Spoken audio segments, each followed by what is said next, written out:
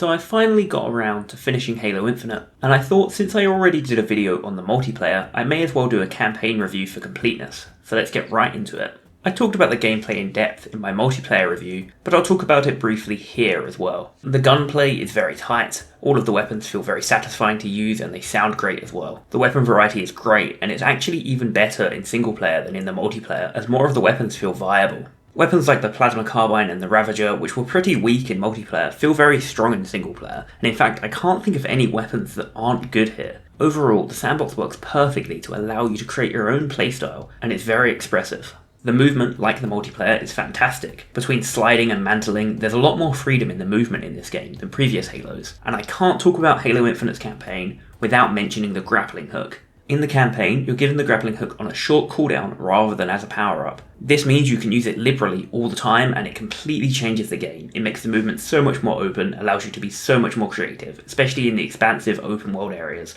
where you can approach things from any angle you want. It completely changes the game. I think between the grappling hook and the guns and the movement, this is the best gameplay in Halo ever. I don't think any of the other Halo campaigns play this well. There's also upgrades to the equipment, which were okay, although most of them were straight number increases and weren't that interesting. Finally, the checkpoint system felt a little bit off to me. It seemed like sometimes I'd get a checkpoint for something when other times I wouldn't, and it felt a little bit buggy. Also, I found I was able to force myself to get a checkpoint by running in a straight line, even if I was in combat.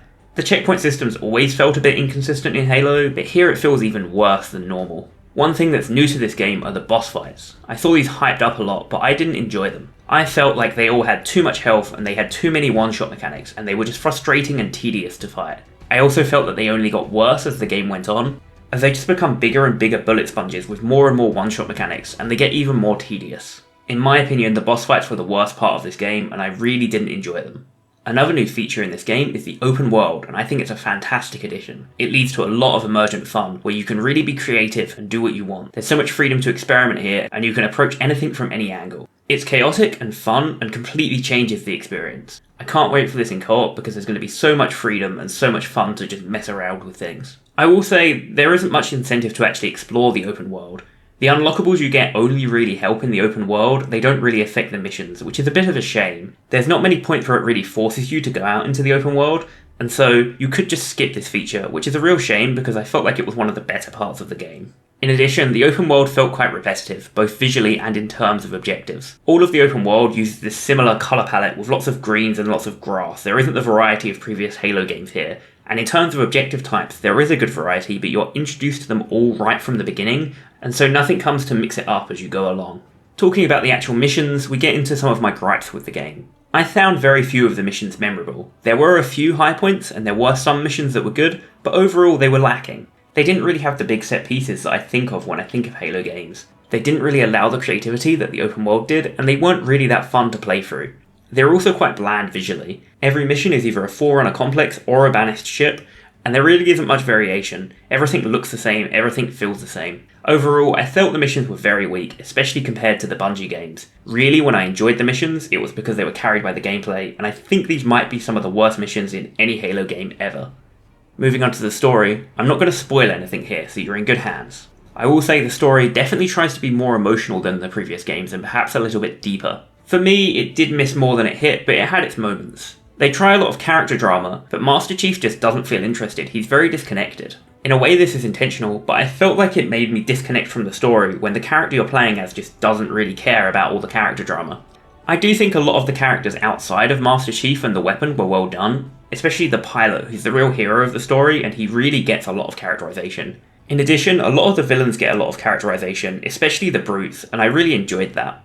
My main gripe would be with the relationship between the weapon and Master Chief, because it felt quite forced for me. And at some points, it was almost cringeworthy. A lot of the time, it didn't really have the emotional depth that I felt like it was trying for, but I can commend them for at least trying. So overall, the story was mostly mediocre. It did have some points, and I feel like they should be commended for at least trying. I just don't think it entirely worked for me.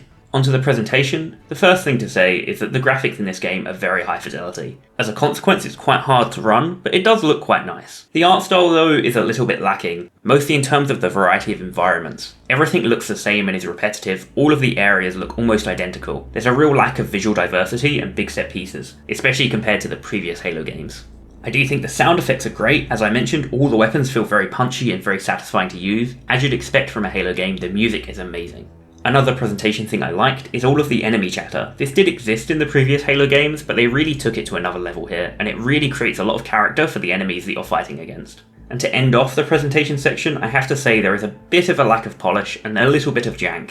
I ran into quite a few bugs and a few crashes, nothing super game breaking, but they were a bit annoying. In addition, the audio logs seemed to cut off a lot and stop playing, and this was a bit annoying for me. It felt like I could never really listen to an audio log uninterrupted, so many things would cut them off. I think that Halo Infinite might have the best gameplay of any Halo game, however it's held back by having what are some of the worst missions and most boring environments. The open world is good, although it's not that fleshed out, and could do with a bit more variety. I think when co-op comes, the open world will be very fun to explore in co-op with a friend. The boss fights I felt dragged the game down a bit. I really didn't enjoy any of them. However, I've seen a lot of people say they like the boss fights, so your mileage may vary on this. I might be in the minority. I'd say if you have Game Pass, the game is worth trying, even if it's just to mess around in the open world for a while. I did enjoy the game, but I probably wouldn't pay retail price for it. I just don't think the offering is quite there. I think the next installment to use this formula, which I'm sure will come at some point, whether it's DLC or an entirely new game, has a lot of potential. If you like this video, make sure to like and subscribe for similar videos, and let me know what you thought of Halo Infinite in the comments. Thanks, and I'll see you all next time.